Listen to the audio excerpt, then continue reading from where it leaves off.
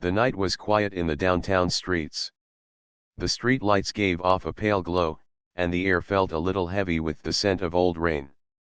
Cars passed from time to time, but most of the shops had closed hours ago. The sidewalks were mostly empty except for a few late-night workers heading home and a man sitting quietly on the corner, his back resting against a brick wall. The man looked like someone who had been through many rough days. His jacket was old, his shoes worn down, and next to him was a small duffel bag that had seen better times. He didn't speak to anyone, nor did he ask for help. He simply sat there, calm and quiet, as though he was part of the city itself. People passing by gave him quick glances but did not stop. Some assumed he was homeless, some pitied him, and others avoided eye contact altogether. Patrolling the same street was Officer Randall, a man in his 40s with years of experience in the city police. He had developed a reputation among locals: strict, quick to judge, and not the friendliest with certain groups of people. He believed he knew the streets better than anyone, and he often saw people not for who they were, but for how they looked. To him, a man sitting on the sidewalk late at night with shabby clothes was almost certainly trouble. Officer Randall slowed his pace as his eyes locked on the man sitting by the wall. He adjusted his belt, straightened his uniform, and felt the familiar rush of authority. In his mind, he was about to deal with what he thought was another loiterer who didn't belong in his city. The man on the sidewalk noticed the officer approaching but didn't react. He didn't stand, didn't speak, didn't flinch. He simply kept his calm expression, his eyes watching the street ahead as though deep in thought. That calmness only bothered Randall more. He expected nervousness, excuses, or some sign of guilt. Instead, he saw a kind of quiet dignity that he could not easily read. Randall stopped in front of the man. The street was silent except for the sound of a distant car engine. The officer placed his hands firmly on his belt, leaning forward just slightly. "What are you doing here this late at night?" he asked, his tone sharp, as though already accusing. The man slowly looked up. His eyes were steady, his voice calm. "Just sitting," he said softly. Randall didn't like the answer. He looked at the bag, then back at the man. "This is not a place to sit around. You can't be staying here," he said, his words carrying a hint of annoyance. The man nodded gently but didn't move. "I'll be gone soon," he replied. His voice had no trace of anger, only quiet assurance. That answer only made Randall more impatient. In his mind, he thought, why is he so calm? Why doesn't he just move right away? He stepped a little closer, his presence heavy, as though trying to push the man into feeling small. "Do you live around here?" Randall asked, already convinced he knew the answer. The man shook his head. "Not here," he said simply. Randall sighed, clearly displeased. To him, it was another nameless face, another person he thought didn't belong in the clean image of the city he wanted to maintain. He looked at the man's jacket, the worn shoes, the tired bag. In his eyes, all those details painted a picture of poverty and weakness. But what he didn't realize was that sometimes the truth hides behind appearances, and not everything is as it looks.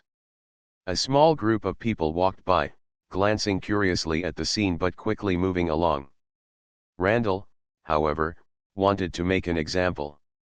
He didn't just see a man sitting, he saw what he believed was someone wasting space, someone who might be hiding secrets, someone not worth respect. "Let me see some identification," Randall said firmly, his voice carrying authority. The man didn't move right away. Instead, he looked up with a calm, almost patient expression. "Why?" he asked, his tone polite but steady. Randall frowned. "Because I'm asking you," he replied quickly, his words more forceful now. He didn't like being questioned, especially not by someone he already judged in his mind. For a moment, silence hung between them. The city seemed to pause. A light breeze rustled the leaves near the sidewalk, and the distant hum of traffic felt softer. The man finally reached slowly for his bag, his movements measured, not rushed, not defensive. Randall stiffened slightly, his instincts sharp. He watched carefully, ready to react to anything. To him, the situation seemed to shift into something uncertain. He couldn't understand why this man was so calm, why he didn't seem scared or desperate. It was unusual, and it made him uneasy. But the man didn't rush. He didn't act guilty. He didn't seem afraid. Instead, his quiet presence made the moment strangely heavy, as if something important was about to unfold. Randall couldn't have known that the story he thought he was controlling was about to take a very different path. At that very moment, a passerby slowed down, pulling out their phone. They had noticed the way the officer was speaking and decided to record quietly. In cities, people had become used to documenting such encounters, not knowing when something important might be revealed. The man with the bag looked at Randall one more time, then carefully pulled out a small leather case. He didn't open it yet. He simply held it in his hand, waiting for the right moment. His face carried no fear, no defensiveness, only quiet strength. Randall, however, saw only what he wanted to see: a man who looked homeless, a man who didn't belong. He didn't yet realize that behind those tired clothes was someone with more authority than he could imagine, someone who had seen far more than he ever had on these streets. The night remained still, but the air between them grew tense. Randall believed he was in control, but in truth, the control was quietly slipping from his hands. What happened next would not only surprise him but would also teach him a lesson that he would never forget. The officer stood tall, his shadow stretching across the sidewalk as the street light above flickered slightly. He could feel his own authority filling the empty street.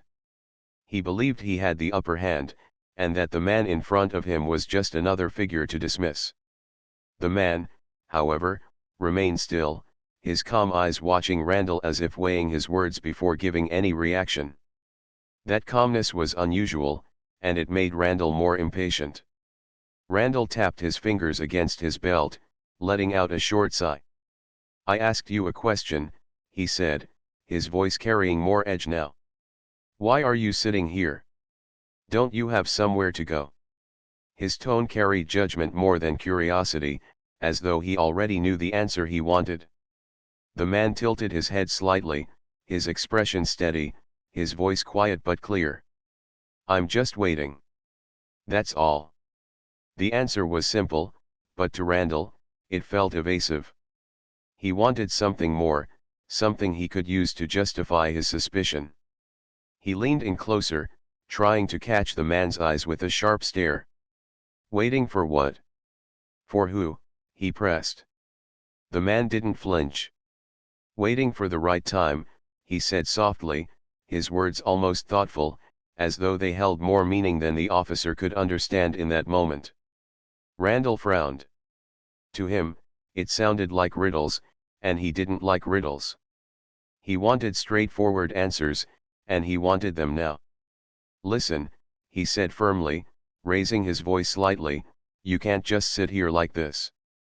People don't want to see someone loitering on the streets at night. You're making the area look bad." The man blinked slowly, his gaze steady. "I didn't know sitting quietly was against the law," he said gently. His voice wasn't mocking, but there was a hint of quiet strength hidden inside those words. Randall's jaw tightened. He was used to people apologizing quickly or making excuses. He was not used to someone staying calm, unshaken by his tone.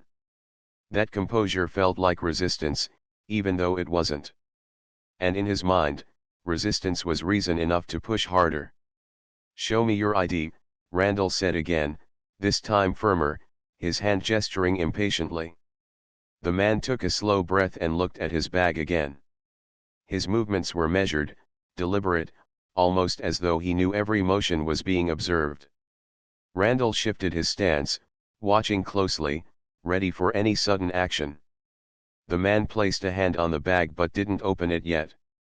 Instead, he looked up. "Do you always speak this way to people you don't know?" he asked calmly. The question caught Randall slightly off guard. He wasn't expecting to be questioned. For a brief moment, he hesitated before answering. "I speak this way to people who look suspicious," he said. "Suspicious," the man repeated softly, his eyes narrowing slightly in curiosity. "Because I'm sitting here." Randall nodded quickly, convinced of his reasoning. "Yes. Because people like you usually cause problems." The man didn't reply right away. His silence wasn't empty, it carried weight, as though he was allowing Randall's words to linger in the air long enough for their meaning to reveal themselves. A couple walking across the street slowed down, glancing in their direction, sensing the tension but choosing not to interfere. Finally, the man spoke again, his voice steady, almost gentle. "Maybe you should look deeper before deciding who people are." Randall shifted uncomfortably.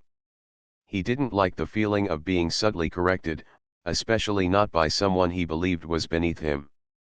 To cover his unease, he straightened his uniform and repeated his demand. "Your ID now." This time, the man nodded and unzipped his bag slowly. He reached inside, his movements calm and deliberate. Randall tensed slightly, his instincts alert. But instead of anything dangerous, the man pulled out a small wallet. He held it in his hand but didn't open it immediately. Before Randall could insist again, the man looked up with a faint smile, one that carried patience and quiet confidence. "You're quick to judge," he said softly. Randall frowned, irritated. "What's that supposed to mean?"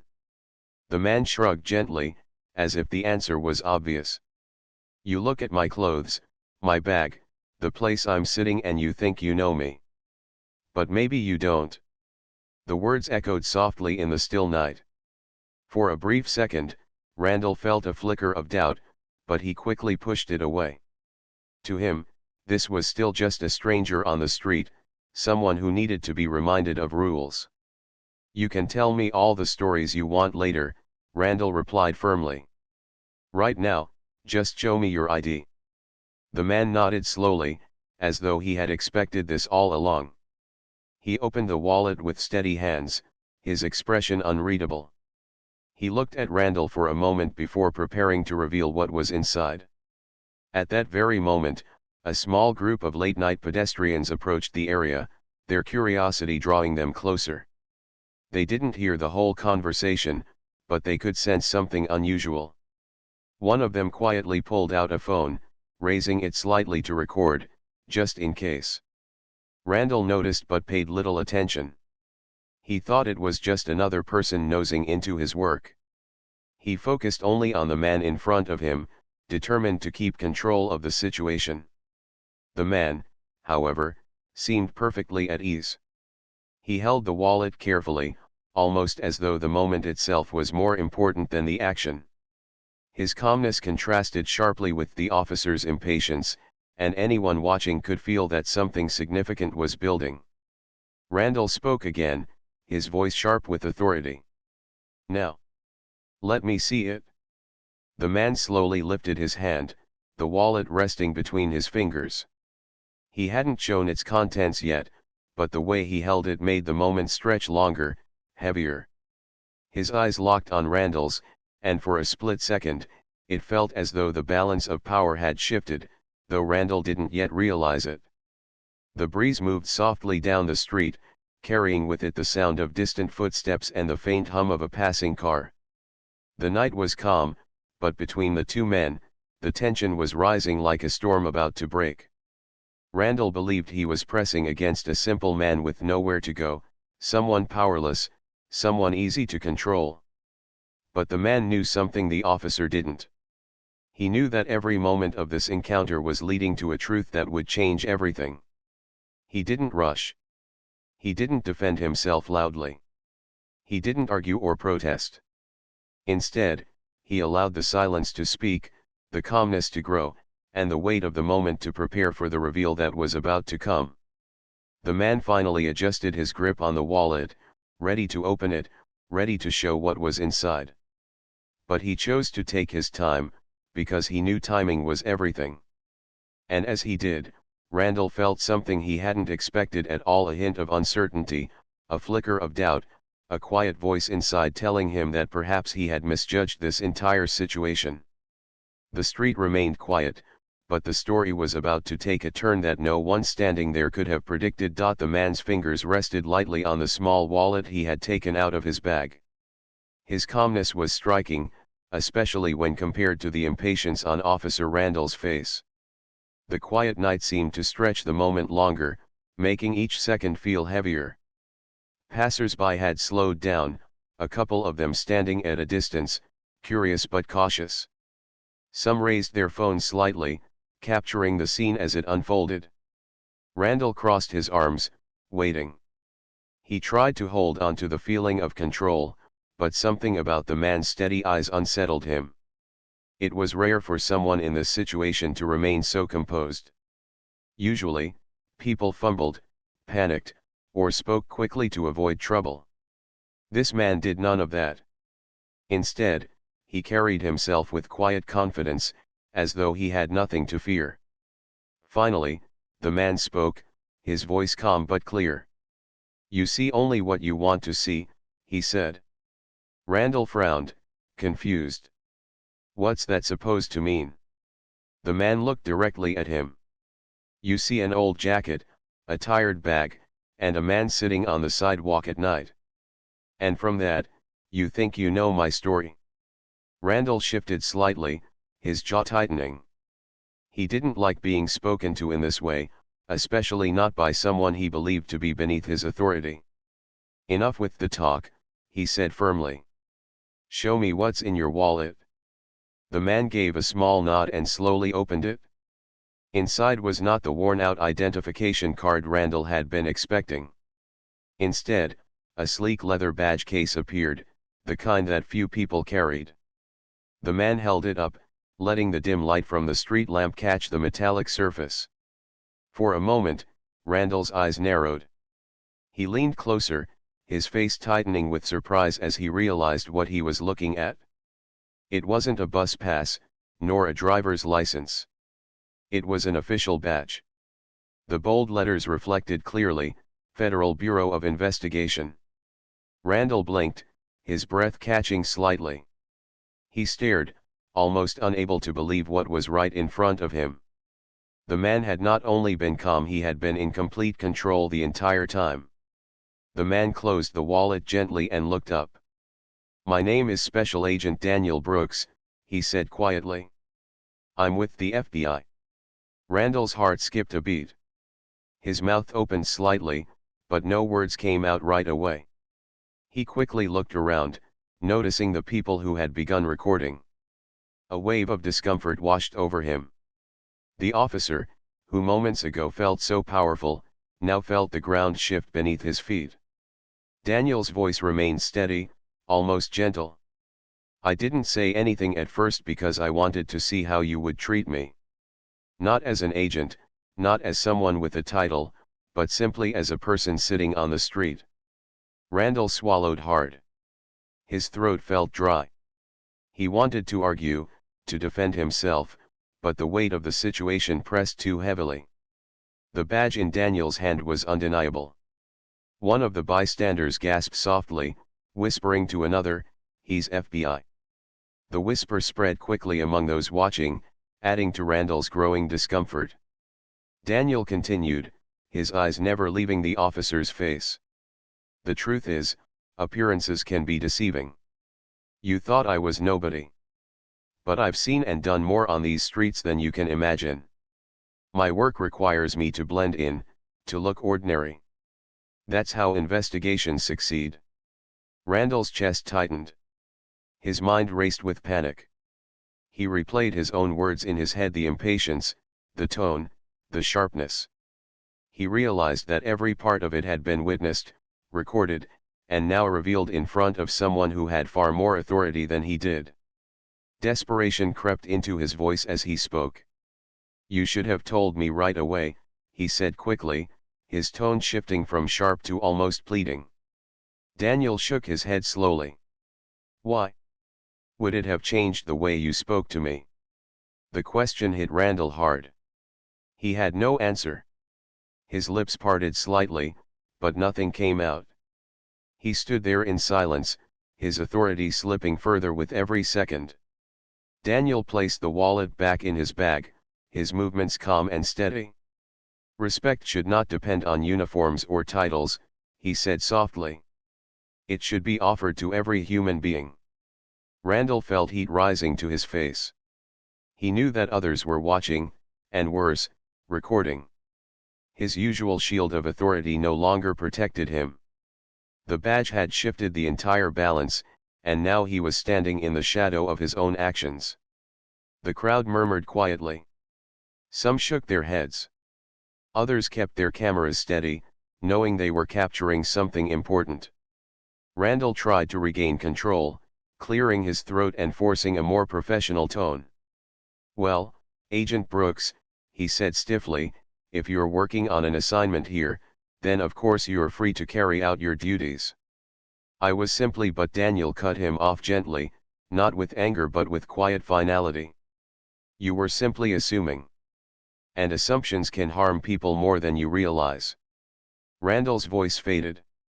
He stood frozen, unsure how to respond. The very ground beneath his confidence had crumbled, leaving him exposed. Daniel leaned back against the wall, his presence calm, almost serene. He wasn't trying to humiliate Randall. He wasn't raising his voice. Yet the truth he carried was heavier than any argument. It filled the street with a silence that spoke louder than words. Randall glanced nervously at the bystanders again. He wanted to order them to leave, to stop recording, but he knew he couldn't. Any attempt would only make the situation worse. For the first time in years, Randall felt powerless. His badge, his uniform, his authority, all of it seemed small compared to the quiet dignity of the man he had just judged. The night carried on around them. Cars rolled by, unaware of the lesson unfolding on the sidewalk. A soft wind blew through the street, rustling a loose piece of paper along the ground. Daniel finally stood, his movements steady. He picked up his bag and adjusted it over his shoulder. His eyes lingered on Randall for just a moment longer. Think carefully next time, he said softly. Every person deserves to be seen as more than an image in your head. Randall's lips parted as though he wanted to speak, but he found no words. He stood rooted to the ground as Daniel walked away, his figure blending back into the quiet night. The murmurs of the crowd followed him, along with the quiet hum of recording phones capturing every step. Randall remained still, his mind spinning. He had started the night believing he was in control, that he was teaching someone a lesson about rules and authority. But in the end, it was he who had been taught a lesson, one that would stay with him far longer than he wished. Randall stood frozen on the sidewalk long after Daniel Brooks had walked away. His heart was beating faster than he wanted to admit, and the echo of the man's calm words replayed in his mind again and again. He had believed himself to be in charge, but in a matter of minutes, the roles had switched completely. The murmurs of the crowd behind him grew louder. People whispered to one another, their voices filled with disbelief and quiet excitement. Did you see that? He was an FBI agent, one voice said softly. Another replied, I got the whole thing on video. Those words struck Randall harder than anything else. The idea that people had recorded the encounter unsettled him deeply. He wanted to tell them to leave, to demand they stop filming, but he knew he couldn't. He knew that any attempt to silence them now would only draw more suspicion. Instead, he forced himself to straighten up, adjust his uniform, and walk briskly down the sidewalk as though nothing had happened. But inside, his thoughts were anything but steady. The rest of his shift felt unusually long. Every shadow reminded him of Daniel Brooks' eyes, calm yet piercing. Every passerby reminded him of the crowd that had witnessed his mistake. For the first time in years, Randall felt like the one being watched. The following morning, the whispers had already spread. A short video appeared online, posted by one of the bystanders. It didn't show every word, but it showed enough: the sharp tone Randall had used, the calm responses from Daniel, and finally, the moment when the FBI badge appeared. The clip quickly gained attention, shared across social media platforms, sparking conversations among people who didn't even live in the city. Randall sat in his small office at the precinct, staring at the screen as the video replayed. His stomach turned as he scrolled through the comments. Some people were shocked, others angry, and many disappointed. "This is exactly why people don't trust the system," one comment read. "Imagine treating someone like that without even knowing who they are," another said. Each word felt like a blow, cutting away at the authority he had worked years to build. Later that afternoon, he was called into the captain's office. The captain was a serious man, not easily swayed by gossip, but even he couldn't ignore the situation. He leaned back in his chair, folding his hands on the desk, his face grave. "Randall," the captain said slowly, "do you realize what's happening out there?" Randall shifted uncomfortably. "Yes, sir," he replied, his voice low. "The man you confronted was Special Agent Daniel Brooks," the captain continued, his tone heavy with meaning. "He's been working undercover in our city for months. And now, because of your behavior, not only is his cover threatened, but the department is under public fire." Randall tried to explain, but the captain held up a hand. "Don't," he said firmly. "I don't want excuses. I want to know why you thought it was acceptable to speak to anyone that way, let alone someone you didn't even bother to understand." The words stung. Randall had always believed in presenting himself as confident, unshakable. But now, sitting in front of his superior, he felt smaller than ever. "You put us in a difficult position," the captain continued. "There's an internal review being launched. The FBI has already contacted us, and they want full cooperation. Until further notice, you're suspended from field duty." The words landed like heavy stones. Suspended. The one thing Randall had always relied on, his badge, his patrol, his authority, was being pulled away. He opened his mouth to protest, but no words came.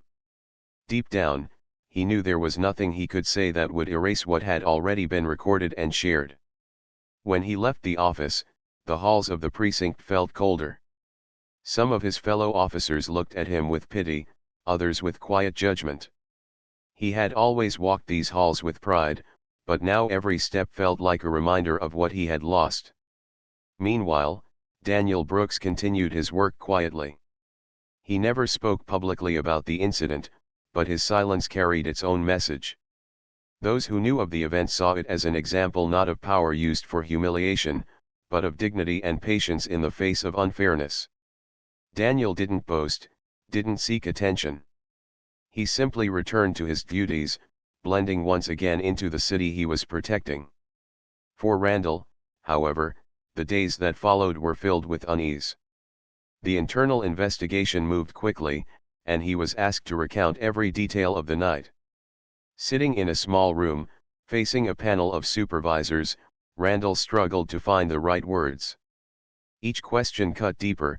Why did you approach him? Why did you assume he was loitering? Why did you use that tone? Every answer felt weaker than the last. Randall realized that the truth was simple: he had judged too quickly, spoken too harshly, and treated a man unfairly. And that mistake was now carved into his record, visible for everyone to see. Outside the station, the community buzzed with the story. Some people shook their heads, others nodded knowingly, saying it was a lesson long overdue. For many, the event became a conversation starter about respect, fairness, and the importance of looking beyond appearances. Randall began to notice small changes in his own world. Neighbors who once greeted him warmly now looked at him differently. Shopkeepers who had once offered friendly nods now avoided eye contact. He felt the weight of his choices pressing on him in ways he had never imagined. At night, when he lay in bed, his mind replayed the scene over and over: the quiet man with the tired bag, the calm voice, the moment the badge appeared. What haunted him most wasn't the suspension or the investigation, but the realization that he had missed an opportunity to show kindness, to treat someone with dignity, and instead had chosen the easier path of judgment. One evening, Randall drove past the same corner where it had all happened. The street light glowed softly, the same brick wall stood silently, but the man was gone. The spot was empty, yet the memory filled the space. Randall parked his car and sat there for a while, staring at the quiet sidewalk. He thought about how different things could have been if he had approached with respect instead of suspicion. He whispered to himself, "I should have listened. I should have seen him for more than his clothes." The words lingered in the air, unheard by anyone else, but heavy with regret. The turnaround was complete. The officer who once believed he held power over others now found himself humbled, his authority questioned, and his reputation shaken. And the man he had misjudged, Agent Daniel Brooks, had walked away with his dignity intact, leaving behind a lesson that the entire city was now talking about. For Randall, it was a painful awakening. For everyone else, it was a reminder that respect should never depend on appearances. Weeks passed, yet the memory of that night never left Randall. The incident lived in his mind like a shadow, one that followed him everywhere. His badge was still in his pocket, but it felt heavier than ever before. It was no longer a symbol of pride. Instead, it reminded him of what he had lost: not just his reputation, but also the respect of people around him. The investigation within the department came to an end, and the decision was final. Randall was removed from patrol duty. He would no longer walk the streets in uniform. Instead, he was moved to a desk job, away from the public eye. To some, it was a soft punishment. To Randall, it felt like a lifetime of trust slipping through his hands. His days grew quieter. Sitting at a desk, shuffling through reports, he often caught himself staring at the clock, thinking about how different his life had been just months before. He used to walk with confidence, believing he was protecting the community. Now, he felt more like a shadow in the background, invisible and forgotten. But the true weight wasn't the job. It was the lesson. Every time he saw someone on the street who looked tired, worn out, or simply different, he remembered Daniel Brooks. He remembered the calm voice, the steady eyes, and the words, "Respect should not depend on uniforms or titles." One afternoon, Randall decided to take a walk downtown during his break. The city looked the same: busy streets, people rushing home, vendors closing their stalls. But Randall noticed details he had overlooked before. The man sitting quietly on the bench reading a worn book. The woman pushing a shopping cart filled not with groceries but with her belongings. The young worker waiting at the bus stop with paint stains on his clothes. For the first time, Randall saw them not as strangers to be judged, but as people carrying untold stories. He wondered what each of them might be going through, what burdens they carried, and how often others overlooked them.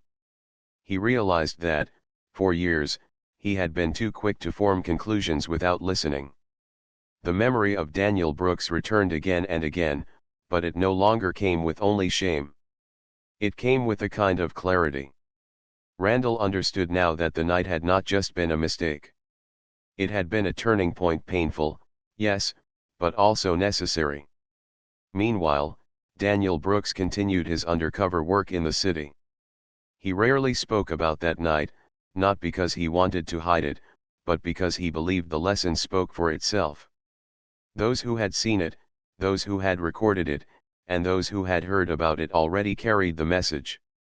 Respect, dignity, and patience were stronger than any badge or title. The story had spread far beyond the city. News outlets picked it up, sharing it as an example of how appearances can mislead and how quickly judgment can backfire.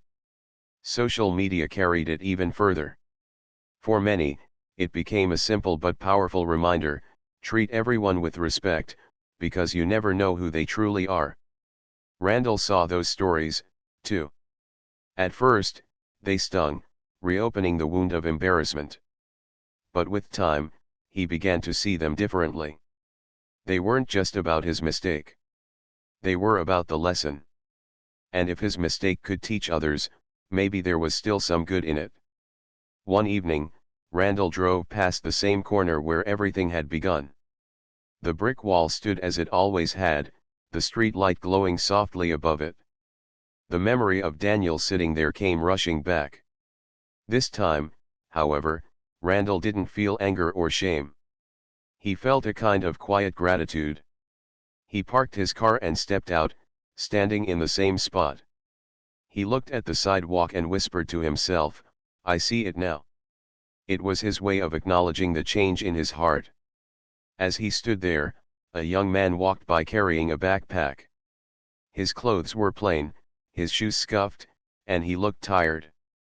For a moment, Randall's old habit almost returned the urge to judge. But then he stopped himself. Instead, he nodded politely and offered a small smile.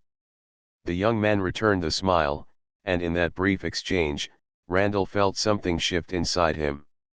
It was small, but it was real. Back at his desk job, Randall slowly began to change the way he treated people. When colleagues came to him with questions, he answered with patience instead of frustration. When someone made a mistake, he remembered his own and offered guidance rather than harsh words. Bit by bit, he started to rebuild a sense of respect, not for the title on his uniform, but for the people around him. The community eventually moved on to other stories, but Randall never forgot. He carried the lesson with him in every interaction, in every moment he was tempted to judge too quickly. And what about Daniel Brooks? He remained dedicated to his work. To him, that night was just another test of patience, another reminder of why his role mattered. He knew the streets held stories far deeper than what the eye could see, and his duty was not only to protect but also to understand. His calmness that night had not just revealed his badge. It had revealed a truth that lingered in the hearts of everyone who witnessed it. The story, though it faded from headlines, remained alive in quiet conversations. Parents told their children, "Don't judge people by how they look." Teachers used it as an example of humility. And those who had seen the video remembered the calm strength of the man who chose respect over anger. For Randall, life was no longer the same. He didn't regain his old patrol job, but he gained something else: perspective. And in many ways, that perspective was more valuable than the authority he once carried. Years later, when he looked back, Randall realized that the night had been a gift in disguise. A painful gift, yes, but one that forced him to see the world with new eyes. He no longer walked with the arrogance of authority, but with the humility of someone who had been taught a hard, unforgettable lesson. And so, the story ended not with punishment alone, but with transformation. A man who once judged too quickly learned the power of patience. A man who once relied on authority learned the strength of humility. And a community that once stood by quietly found a reminder that appearances are only the surface of deeper truths. Because in the end, respect is not about who wears a badge, who carries a title, or who looks powerful. Respect is about seeing every human being as worthy of dignity. That was the lesson left behind on a quiet street, under a glowing lamp, where a homeless-looking man revealed he was something far more and taught a city what it truly meant to look beyond appearances.